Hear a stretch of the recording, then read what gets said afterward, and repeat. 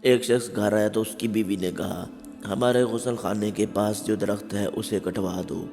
میری غیرت گوارا نہیں کرتی کہ جب غسل کر رہی ہوں تو پرندوں کی نظر مجھ پر پڑے۔ وہ بیوی کی اس بات سے بہت متاثر ہوا اور درخت کٹوا دیا۔ وقت گزرتا رہا۔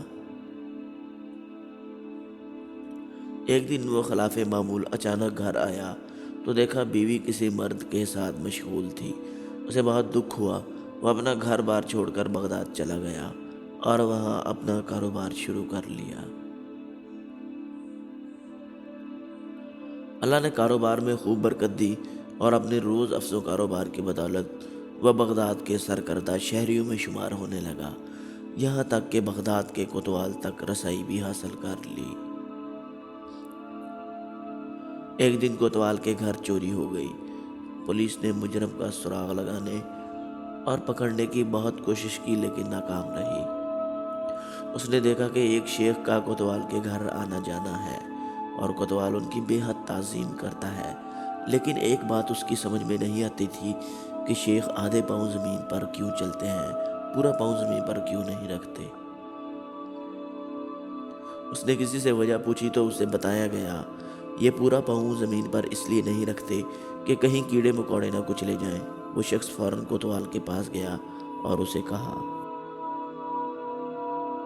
جان کی امان ہو تو عرض ہے، آپ کی چوری اسی شیخ نے کی ہے۔ جب تحقیق کی تو مال اسی شیخ سے برآمد ہوا۔ کوتوال نے حیرانی سے کہا، ہم نے تو کبھی سوچا بھی نہیں تھا کہ یہ شیخ بھی ایسا کر سکتے ہیں، تمہیں کیسے معلوم ہوا؟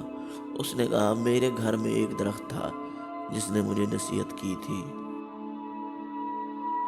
جو لوگ ضرورت سے زیادہ نیک نظر آنے کی کوشش کرتے ہیں وہ عموماً نیک نہیں ہوتے۔ سبق یہ حقیقت ہے کہ کچھ لوگ فیس بک کی حدود تک ہی بااخلاق رہتے ہیں، حقیقی زندگی میں ان کے شر سے ان کے محلے دار، رشتہ دار، حتیٰ کہ گھر والے بھی پناہ مانگتے ہیں۔ ایسے اخلاق و نیک نامی کا کیا فائدہ جس سے صرف وہی لوگ فائدہ اٹھائیں جن کا آپ کی پریکٹیکل لائف سے کوئی واسطہ ہی نہیں۔ اکثر ایسے کرداروں سے واسطہ رہتا ہے کہ ذرا سا جھگڑا کیا ہو وہ اپنی کمینگی پر اتر آتے ہیں، ذرا سا اختلاف کر کے دیکھ لیں کسی سے، اپنی ٹائم لائن پر موصوف کیا بنے ہوتے ہیں اور حقیقت میں کیا۔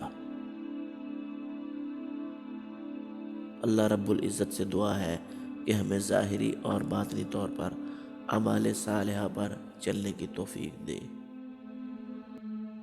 ویڈیو اچھی لگے تو لائک کر دیں، چینل پر نئے ہیں تو چینل کو سبسکرائب کرنا مت بھولیں۔ اپنا بہت سا خیال رکھیں، ملتے ہیں ایک نئی ویڈیو میں، تب تک کے لیے اللہ حافظ۔